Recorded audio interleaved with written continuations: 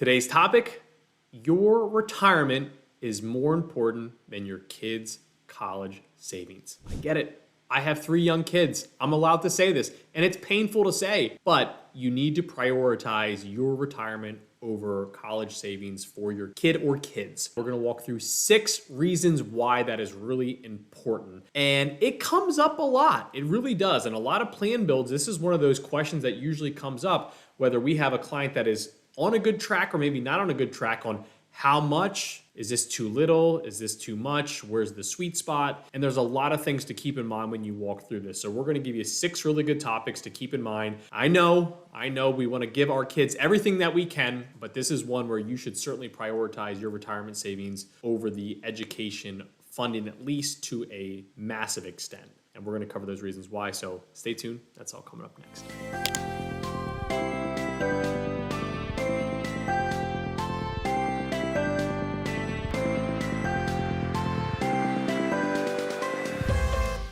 First up, you can't borrow for retirement, meaning you cannot go to the bank at a retirement and say, hey, retiring tomorrow, I need to take out a loan because I didn't save enough. You can't do that, but you know what you can take a loan out for? And most of you watching are likely physicians. You can take out student loans. You know that, right? And you can take out a lot of student loans. And that's really one of the big reasons. I mean, that's one that I always lead with. One of my very first 529 posts, I remember saying that, you know, when you're on the airplane, at least my very first flight with my oldest son, and they say, hey, when the air masks come down, make sure you put it on yourself first before helping your kids. And I always thought like that was crazy. Luckily, I've never been in that situation. I still think I'd probably put it on in that example, at least at the time it was Riker, but now 3 boys, right? But that was my initial 529 plan post because that's how we should think of it, right? You need to put on your air mask. You need to be ready for your retirement first before you're helping your kids putting their air mask on for their 529 plans. And that was always one analogy that we used early on in that post. But it's true because you cannot take a loan out for your retirement, but you can take out student loans.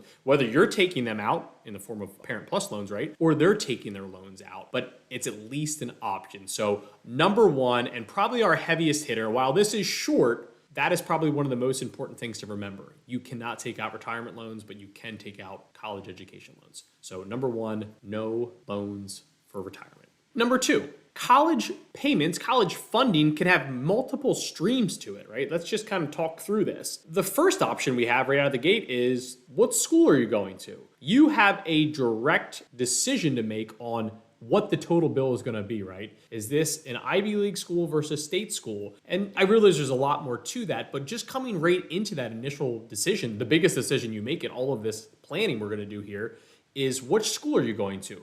Because it's a much different price tag for Penn compared to Penn State. Penn State grad, we are, but there's a big price difference, right? And while there may be differences in what the benefits are of that education or certain majors per se, you need to come in there right away understanding that the number 1 funding source is going to be which way are you going with it, right? Number 2 I put on here is just student contribution. Are they going to earn any scholarships? Are they going to work as some type of aid, right, in the actual institution and maybe get some credits back or some money back to actually pay back their own number? Maybe they're going to get a side gig while they're on campus and have a side job to help pay that down. But let's make sure that our kiddos or grandkids, depending on where you're watching this video, in terms of a life scale, right? What are they going to put towards it? The next one I put on here, parent savings, right? So I'll throw myself as an example, right? We have 529 plans open for all of our boys. So they have 529 plan funding. One thing that I added in there uniquely in the state of Florida is we did add one of their prepaid plans. Now I only added one in there because I figured that one of my 3 kids should end up in a Florida school, but parent funding. So whether that's through the 529 plan, whether that's through your state's prepaid education plan, maybe that's other accounts that you set up. You know, you could plug in just, hey, we put money in there, a bank account for them, right? Or an UGMA account. And we're not going to get into like the effects of FAFSA forms in any of this, but just noting like there's probably some parent funding that's going to come in there, whether it's money you set aside, or maybe it's money that they earn per se, whether that's through birthdays, or maybe they had summer jobs as a younger kid and you were just stashing some money away. And then the last one I always put on there, and this is a big one we have with our physicians, right, is just cash flow, right? You're a high income professional. You're also probably going to be able to put some money towards that, especially if your kids were in private school. You're probably already used to forking out, a good amount of money on an annual basis for education. Well, heck, let's not change it now, right? Keep the party going through college. So you're also going to have cash flow. And then the other one I put in there, realizing that not all physicians watch this and there are other high income professionals that just don't work in medicine. But if you are a physician, remember academic medicine, a lot of great academic institutions will also provide either free or a large discount or the equivalent discount in terms of education, right? Penn has really good education credits, whether they're going to go to Penn or another school. I believe Vanderbilt is another really good one. I just had a conversation with a physician at Yale. Yale has really good ones. So keep that in mind. And even if you're sitting this there and you're like, well, I'm not in academic medicine right now. Hey, maybe there's an academic institution you really like, and maybe later towards when your child would end up going to college. And now some of those have some rules, right? Some of them might say you have to be there for 5, 6, 7 years before. Some might say a shorter period, but keep that in mind. As a physician, you have a little bit more flexibility there that you might be able to find a good academic institution. But I'm going to throw that one in there as a number 5 because sometimes those benefits are absolutely massive. So keep an eye on that. But number 2 is don't forget there's going to be numerous funding streams to help cover college here. I didn't even plug in grandparents, but we can even add that one in there. But that's why for number 2, we're going to list this as just numerous funding sources for that college planning. Number 3, you can use your retirement funding to help pay for college. This is actually a pretty common strategy that we utilize where when clients either don't get a good tax benefit from the 529 plan in their state, or maybe they're maxing that all out, we may have them open up some form of a taxable brokerage account, trying to build it as tax efficient as possible, but keeping it in their name. So then that way they can fund this and maybe they use it for college, maybe they don't. Maybe they put it towards buying or helping with a wedding or helping with their first down payment on a home. That's the beauty of the brokerage account, right? It's not limited just to education. So that is a big one that we like in there. And the reason why we like this as number 3 is because this could be one of those scenarios where you're overfunding your retirement, but if you're watching this video and you have a 2-year-old, that's a long time before they go to college. There's going to be a lot of course corrections, and you might have a really good opportunity to build up a lot of assets. And then you get to the point where at your college and you go, well, actually, you know what? We can easily fund this because I talked to my financial advisor. We're on a good track. We can easily cover $20, $30, $40, $50, $60,000 per year in college. I'm going to focus on the taxable account because I like that account for this conversation. In full disclosure, could you technically get to other accounts like a Roth IRA? You could. Now, remember, if you're doing backdoor Roth IRAs, you still have a 5-year wait on any conversions. The gains are completely, don't worry, the gains are carved out. You can't mess with those. You can even take out 401k loans. I'm going to tell you right now, I beg you not to use either of those options. Remember, your Roth is pretty much your most valuable long-term asset, and you don't ever want to take out 401k loans. That's just bad finance 101. So I'm going to avoid those. They are options, but I don't see why you would ever need to get to that point. I'm sure we could think of some crazy scenarios. Someone will probably drop a reason in the comments, but for the most part, think of it as overfunding taxable accounts to be a backup college savings vehicle. Just make sure you're building those tax efficient. Remember, it is a taxable account. You do get a 1099, so be aware of the actual investment build out there as well. The next few are going to focus on really the main benefits of retirement funding. And for number 4, much better tax benefits, right? Your 401k, your 403b, your 457b, heck, I'm even going to throw in a backdoor Roth IRA here. You're going to get much better tax benefits, right? You're getting tax deductions based on your federal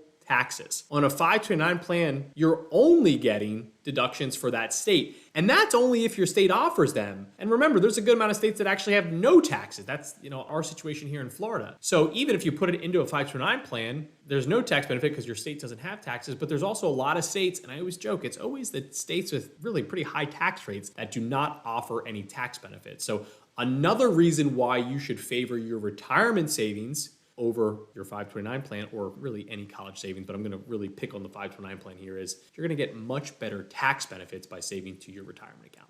Number 5, retirement plans in general are going to provide much better asset protection, but also easier estate planning. Asset protection in particular is a very popular topic for the physician community because always worried about medical malpractice. But in reality, no matter who you are, you should always be worried about asset protection because if you're driving down the street, you get into a fender bender, They sue you, they win, you lose, it's over your policy limits. They are going to look to come after your personal assets. And remember, 529 plans are going to be owned usually by you, and then our child or children are going to be the beneficiary. So you need to keep an eye on that. And that's another reason why we would kind of favor that retirement side on just having better asset protection, especially inside of the 401ks, 403bs. As I say in a lot of these videos, ERISA is pretty much ironclad in terms of asset protection. And another thing to keep in mind, just kind of pivoting over to the estate planning side, if you do open up a 529 plan, see if that provider will allow you to add a successor beneficiary. And in this example, if anything were to happen to you, you could avoid probate and it would just go to the successor, I said beneficiary, but successor owner. So essentially it's a way of adding a new owner on there without having to go to probate. So, for example, for my boys, I'm listed as the primary owner of the account, but my wife is listed as a successor. So if anything would happen to me, the assets don't have to go through probate. My wife would just become the new owner. So keep an eye on that. Just kind of one of those estate planning tricks that some people miss because whether they saw it and they didn't know what it was or they just skipped over it. But most 529 plans today allow a successor owner to be listed.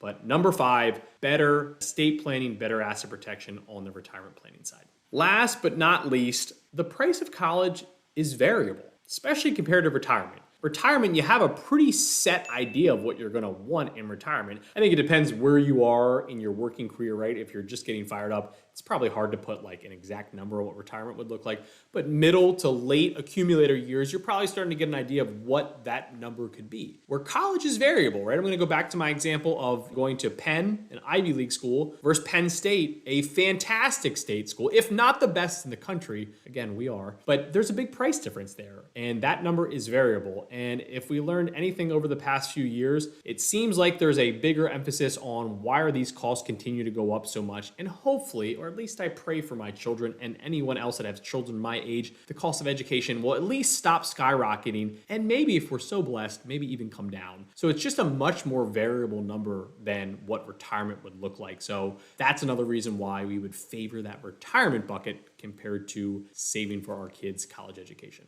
In closing, I'll give you some ideas though for 529 plans. First and foremost, get it open, right? Even if you're not gonna fund it, get the account open. Because you know who loves funding it? Grandparents love funding it. But even for birthdays and holidays, maybe you let family know that, hey, we'd love a 529 plan contribution. Our boys have an awesome godparents who love to put in, $25 or $50, and we put it right into their 529 plan. Get the account open. And it also, another reason to get the account open is the new 529 plan to Roth IRA transfer rule that went live in 2024, and it requires the account to be open for 15 years. So another reason why to at least get the account open. And the other thing is even for holidays for you, maybe you're not doing $1,000 per month into the account, but maybe you set up something smaller. And this is a conversation we have a lot with our clients. Maybe it's 100, maybe it's 250, but even for holidays, maybe, we have 3 boys. I said, we can only have so many trucks and sticks and you name it, in this house that we like to also put money into their 529 plans